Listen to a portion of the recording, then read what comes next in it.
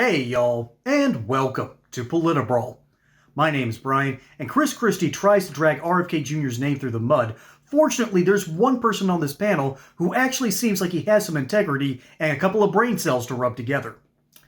Let's dive in. You looked at that appearance before Congress, and it just confirms what all of us around this table have known for decades.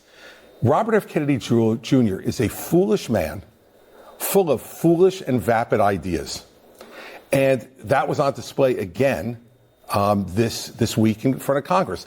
And I really don't want to hear about Bill Cassidy, because he is a co-conspirator with the President of the United States for putting this wholly unqualified man in charge of 25% of all government spending. Without Cassidy's vote, Robert F. Kennedy Jr. would not be it. And maybe he's feeling some guilt from what he did. But I'll tell you this, the president did this. He knows, the president's smart enough to know RFK Jr. doesn't belong in that job.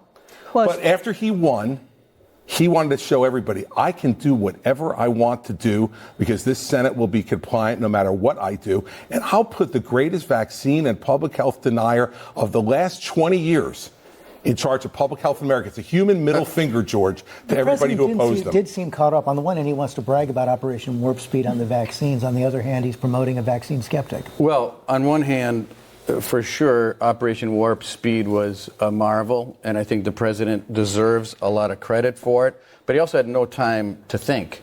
They had to move forward at a record pace, and they did it. But where I disagree with Chris is I watched all 3.5 hours of that hearing, and I saw somebody different. I saw a decent, humble, caring guy.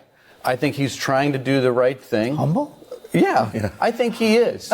And you know what? He's trying to balance the benefits of the COVID shot versus some of the admitted risks that the CDC has put out. After the hearing, it's actually true. So you all know better. I'm just going to listen to what Robert F. Kennedy Jr. has said for 20 years. For 20 years, he has been a vaccine denier. And now what you're seeing around the country is people like Ron DeSantis in Florida saying, let's get rid of all vaccine mandates. This would not be happening if Donald Trump had not put the greatest public health denier of the last 20 years in charge of it. It's not COVID. We don't have to mandate. But by the way, I'm not talking about COVID. That's what we're talking about. No. But that's what we're maybe that's what you about want to talk about. No. And the CDC put out their own statistics on vaccine injury and vaccine deaths. Who he hired and fired in 29 days. Well, you know what? Look, he just undermined his own agency by cutting over $500 million from these life-saving vaccines. Life-saving. They can get the shot. They're not taking away the shot. Do you know how tough it is? That's what Senator Cassidy was saying. Certain groups of people in the United States actually don't need to take the shot. Do you know how tough it is to get a prescription when you don't have a primary care physician? How many people can afford to go to see a doctor?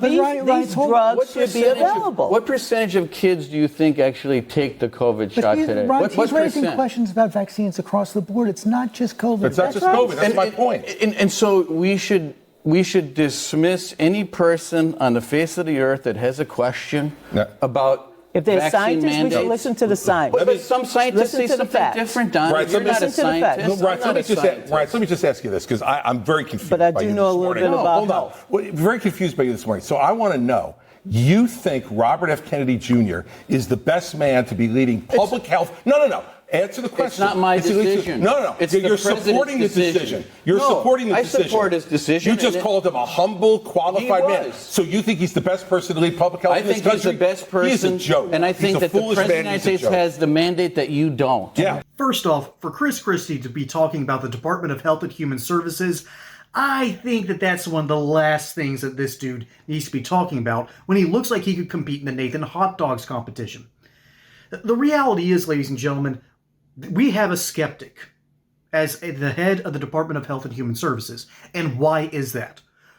Because we keep seeing these cracks in the stories. We keep on seeing things that, well, for instance, slipping through the cracks. We've now had cases of bubonic plague out in Nevada hiking around Lake Tahoe. All right, we've seen this happen for the past decade, that all throughout that sort of desert and Great Basin out there in Nevada and Oregon, that all of a sudden these hikers, occasionally someone catches something that hasn't been around for centuries. So we can notice that things are getting weird, right? Except that stuff still sort of happens. The cool thing is we have something that allows us to combat those sorts of problems, so it must be something else. How about this? How about the fact that all the food additives and the artificial dyes might be leading to something called inflammation? And then when we look to our northern neighbors in Canada and then look across the pond, all of a sudden, those chemical additives aren't in our food. So yeah, I started off with those states, and trust me, I'm going to get back to those states. There's a reason that I brought them up to begin with. But we have a problem in our food. We're looking at our doctors and going, really? Are you selling us the best possible ideas? Or are our doctors actually going through this weird, lengthy process where they're talking to their insurance companies, who talk to the pharmaceutical companies, who talk with other providers, who talk with other insurance companies, talk with other doctors, and eventually it gets back to the original doctor, and you get this weird convoluted system where eventually you might get the right product for you. If that doesn't sound like a fishy system to you, then congratulations, you're not a skeptical person, and maybe MSNBC is for you. Oh, sorry, this is my bad, this is ABC. But tomato, tomato in this case. So ultimately, Reince Priebus, which is a name I haven't thought of in a long time, is simply making the case that RFK Jr. does seem like he cares. There's a reason that he ran an independent campaign and was polling at more significant numbers than any other independent candidate that we've seen since Ross Perot. If that name rings a bell, that man arguably gave the White House over to Bill Clinton because so many people were starting to get mad at Herbert Walker Bush, Bush the Elder, as my granddaddy used to call him. But people were getting so mad at Bush the Elder for raising taxes, going to war for no real reason in a place that we weren't really needed. Although there is a logic to it, but that's another topic for another day. But remember, Ross Perot won because people were starting to get skeptical of the whole system. We've defeated the communists. Okay, the Soviet Union is gone. Do we need this larger governmental bureaucratic system, or do we start dismantling it, start giving it back to the states? Those were questions that people started to ask themselves. And now we're here in a situation where the moment that someone doesn't like RFK Jr. or doesn't like what who's in the White House, states will start doing their own thing. Listen to this. The governors of Washington, Oregon, and California say that they would use guidance from national medical organizations, many of which have rejected the Trump administration's changes to childhood jabbings, and lean less on evidence from the federal government. In other words, we have always had the ability as individual states to say, hey, we're going to accept some parts of federal sciences, but we're going to not accept other parts. We're going to sort of pick and choose what we're going to believe. I'm fine with that for the most part.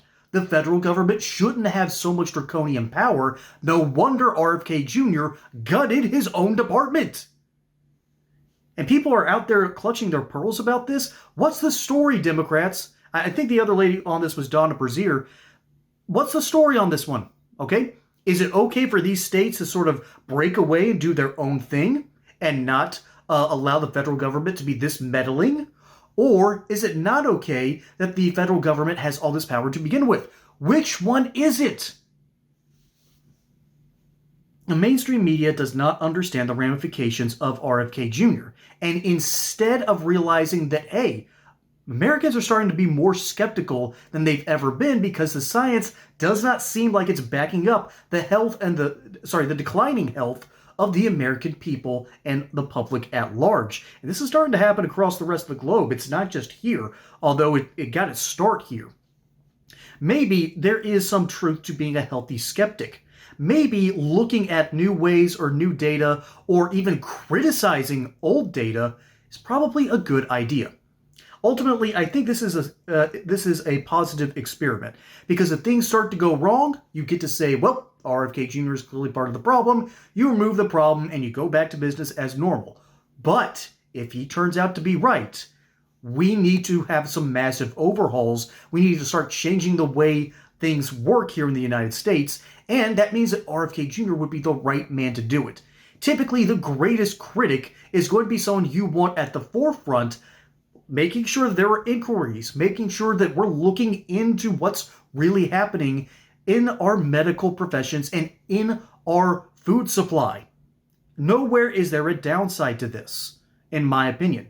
If people start contracting dangerous diseases again, all of a sudden Florida can go back, quickly change the law, and boom, things are back to normal. And if not, well, we can always look out to Lake Tahoe, because for some reason you hike out there, you might catch the plague. And those are the same states, by the way, that I just mentioned, even though Nevada technically isn't on that list. But it's funny to me that we have had so many weird cases of weird diseases in Oregon, Washington, and California, and yet they're the ones that want to break away and do their own thing health-wise. Make it make sense, y'all. But folks, let me know what you think down in the comments below. My name is Brian. Hope you enjoyed that segment here on PolitiBrawl. Don't forget to like and subscribe. Catch you on the next one. Until then, y'all have a good one.